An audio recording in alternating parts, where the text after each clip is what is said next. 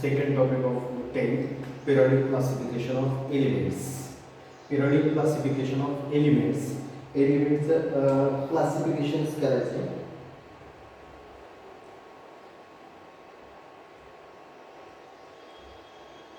Introduction to questions. What are the types of matter? Matter K types किती? There are 5 types of matter as follows: solid, liquid, gases, plasma, Bose-Einstein condensates. What are the types of elements? There are 3 types of elements are as follows: metal, non-metal, metals. 9th standard मध्ये आपण पाहिले की class मेटलचे 3 types आहेत, एलिमेंटचे 3 types आहेत: metals, non metals and metals. त्यानंतर what are the smallest particles of matter? The smallest particles of matter are called as atoms. Smallest particles of matter are called as atoms.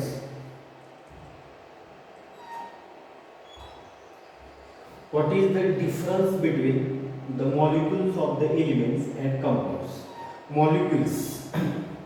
Molecules and compounds. Difference पाहिजे आपल्याला. त्यातला difference, elements contain only one kind of atoms. ज्या एलिमेंट्समध्ये एकच प्रकारचा atoms असतो in the free states or combined state. Free states or combined state. And element cannot be decomposed into smallest substances. Elements cannot be decomposed into smallest substance by any chemical reaction or physical process. Chemical reaction or physical process. That is copper. Example: copper, Cu, iron, Fe, nitrogen, N, etc. A compound is produced by chemical reaction of 2 or more elements. Compounds कसे तयार झालेले असतात तर एलिमेंटचे chemical reaction 2 or more elements, 2 किंवा 2 पेक्षा जास्त एलिमेंटचे. Example H2 याच्यामध्ये हायड्रोजन अँड ऑक्सिजन असे 2 एलिमेंट्स आहेत. यांच्यापासून कंपाऊंड्स तयार झाले. The constituents of compound can be separated by chemical process. याचे constituents एलिमेंट्स आहेत H2 झालं.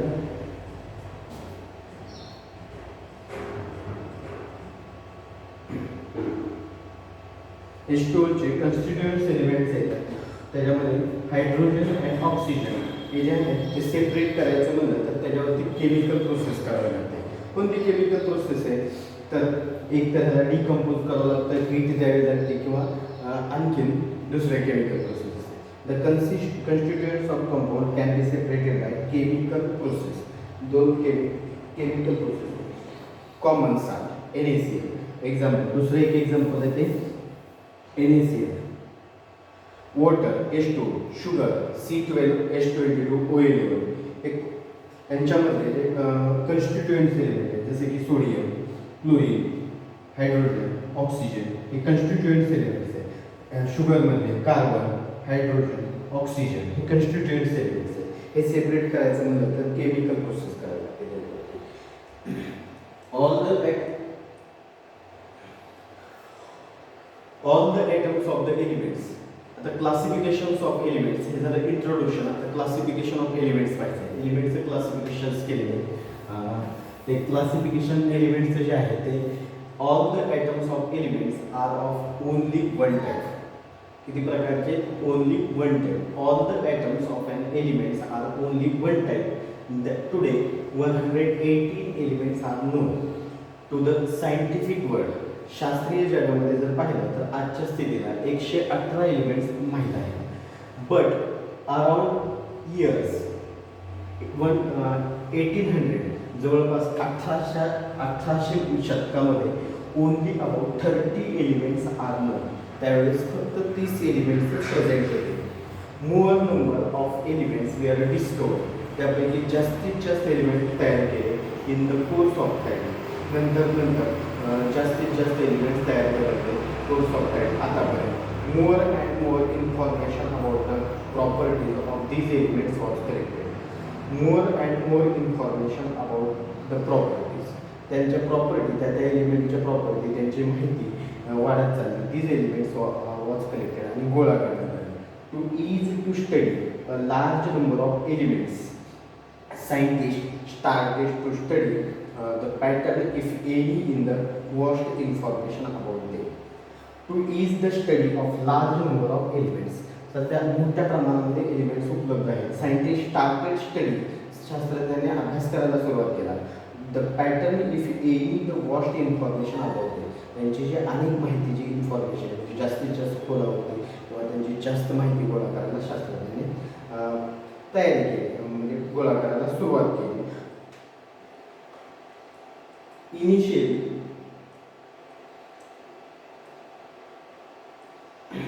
Initially, they are classified as metal and non-metal. सुरुवातीला शास्त्रज्ञांनी दोन प्रकारामध्ये क्लासिफिकेशन्स केले, metals and non metals. Later on the class of elements. नंतर metalloids notice केलं. त्या शास्त्रज्ञांच्या असं लक्षात आलं की मेटल्स आणि नॉन मेटल्स हे दोघं सोडून मेटॉलॉइड्स हा तिसरा घटक पण त्याच्यामध्ये आहे. As the knowledge about the elements and their property. एलिमेंटची माहिती, नॉलेज, ज्ञान आणि त्यांच्या प्रॉपर्टी, गुणधर्म went on increasing. Different scientist त्याच्यामध्ये अभ्यास करणारे वेगवेगळे शास्त्रज्ञ started try to classify the elements.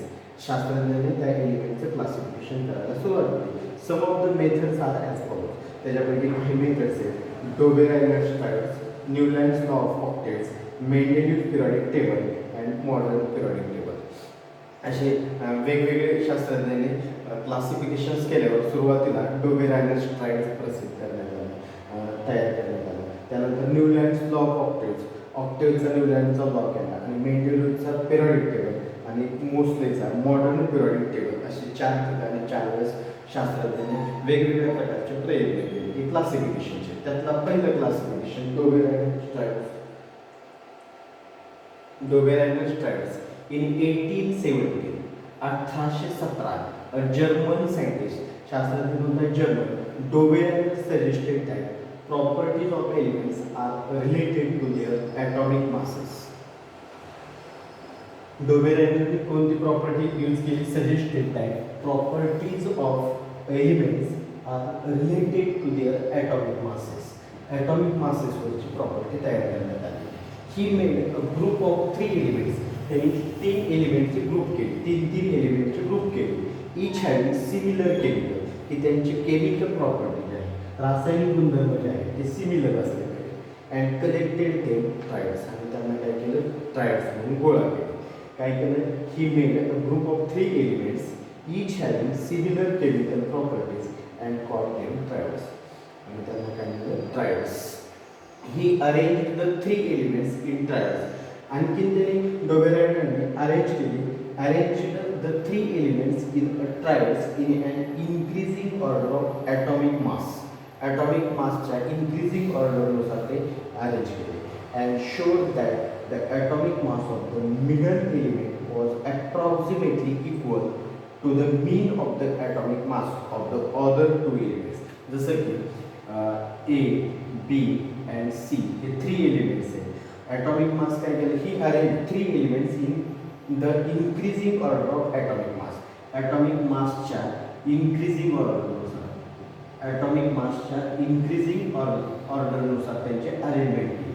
आणि अरेंजमेंट केल्यानंतर showed that the atomic mass of the middle एलिमेंटचा atomic mass was approximately equal to the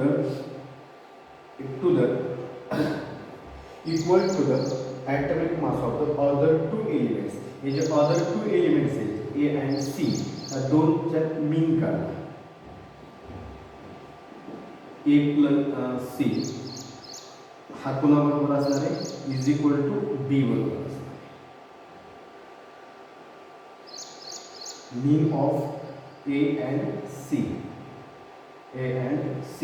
is equal to B बरोबर असणार. ॲटॉमिक मासचा एचा आणि सीचा जो मीन आहे तो कुणाबरोबर असणार आहे? मिडल एलिमेंट बरोबर. the atomic mass of the other two elements. But all the elements could not be classified. But all the elements could not be classified into the Dobereiner triads. Dobereiner triads मध्ये सगळेचे सगळे classification करतात. त्यातलं पहिलं triads जे आहे elements atomic mass आहे, lithium आहे, sodium आहे, पोटॅशियम आहे. ॲटॉमिक मास किती लिथियमचं 6.9, सोडियमचं किती 23.0 आणि पोटॅशियमचं 39.1. यांचा जर मीन काढला विचारात घेतला तर अप्रॉक्सिमेटली इक्वल आहे. मीन कसं आहे अप्रॉक्सिमेटली इक्वल आहे. अप्रॉक्सिमेटली इक्वल आहे. मीन जर काढायचं म्हणलं तर कुणाचा मीन काढणार आपण लिथियमचा प्लस पोटॅशियमचा. लिथियमचा 6.9 plus 39.1 upon 2 addition to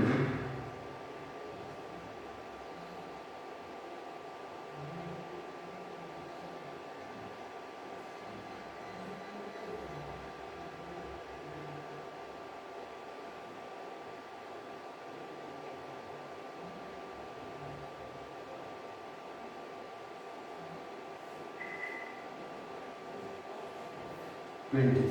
At 23 जो atomic mean आला तो हा मीन 23 हा अप्रॉक्सिमेटली इक्वल टू कोणाबरोबर आहे इक्वल टू सोडियम बरोबर Na. सोडियमच्या Na बरोबर इक्वल आहे 23. तसंच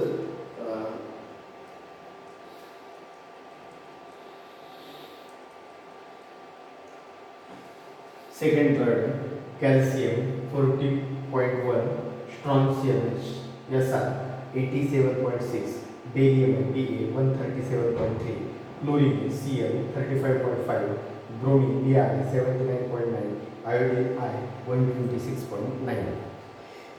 हे third triad. Fourth triad sulphur S 32.1, selenium Sc 79.0 आणि टेलुरियम जे आहे 127.6. या प्रत्येकाचा जर ह्या दोघांचा मीन काढला तर कोणाबरोबर इक्वल आहे मिडल बरोबर. त्या दोघांचा जर मीन काढला तर हा मिडल बरोबर इक्वल आहे. इकडचा पण मीन काढला तर कुणाच्या बरोबर आहे त्या दोघांबरोबर इक्वल आहे. असं प्रत्येकाचं अप्रॉक्सिमेटली इक्वल आहे.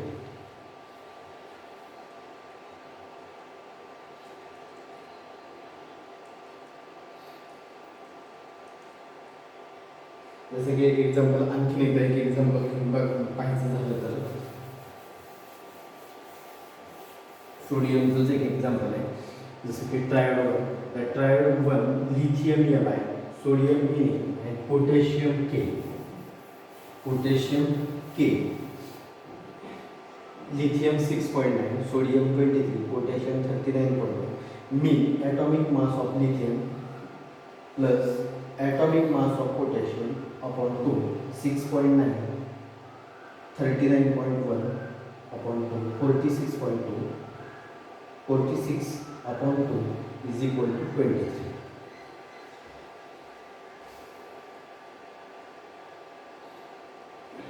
Therefore, by the law of Dobereiner's triads, mean of lithium and potassium is 23, which is equal to the mass of sodium. Therefore, by the law of Dobereiner's triads, mean of lithium, potassium 23, which is equal to mass of sodium 23. याच्यावरून असं लक्षात येतं की लिथियमचा आणि पोटॅशियमचा जो मीन आहे तो किती आला 23. त्याचं मास कुणाबरोबर आहे सोडियमच्या मास बरोबर.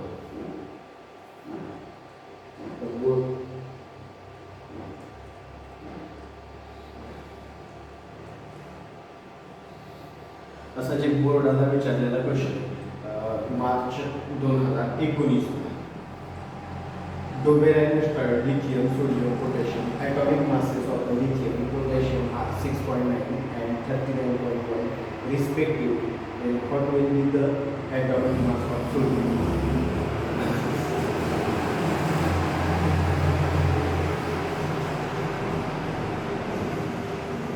एक मार्काला विचारलेला प्रश्न. Question number: atomic mass of sodium, atomic mass of lithium is atomic mass of sodium is equal to atomic mass of lithium plus atomic mass of potassium 2.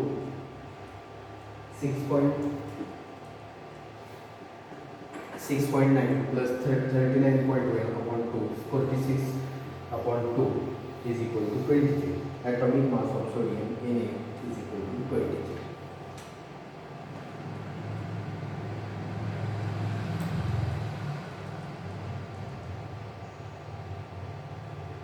This is second example, triode second, that triode of calcium Ca, strontium Sr and barium Be. Assemble elements calcium, strontium, barium.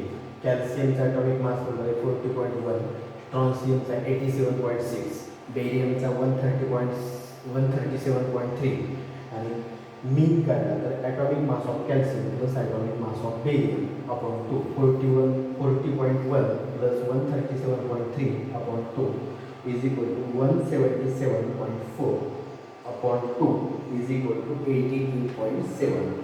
Mean drawn to 88.7. Therefore, by the law of Doppler triads, mean of calcium barium is 88.7, which is approximately equal to the mass of strontium 87.6. 87.6.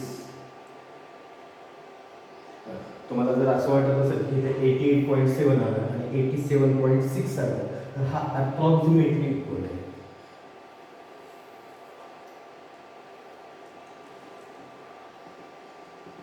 Third triad पण आपण check करूया. The triad of chlorine Cl, bromine Br and iodine I. Elements chlorine Cl, bromine Br, iodine I. Atomic mass 35.5, ब्रोमीनचं 79.9, आयोडीनचं 126.9. तर मीन काढला atomic mass of chlorine plus atomic mass of iodine upon 2, 35.5 plus 126.9 upon 2, 162.4 upon 2 is equal to 81.2.